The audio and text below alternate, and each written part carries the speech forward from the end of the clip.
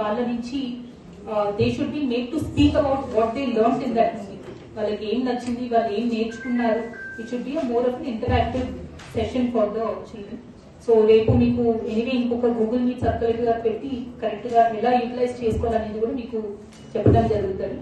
So after the residential schools, the next phase will be for all our ZPHS schools.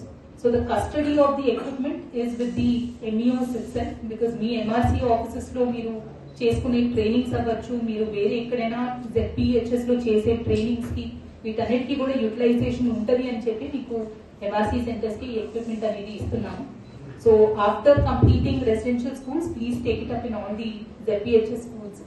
And మీకు circular కూడా ఇస్తాము on how to go about this entire session so that it is a learning experience for all the children.